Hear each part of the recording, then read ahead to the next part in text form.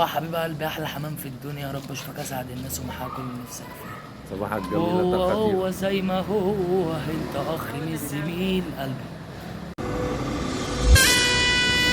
اسمع يا باشا، قالك شوية جعانين وعاملين علينا معلمين. امتى تندم على الغية وما فيها؟ لما تلاقي الكلاب سامت عليك وانت اللي مربيها. لايك وشير وكله في الخير، ابعتها له يا باشا.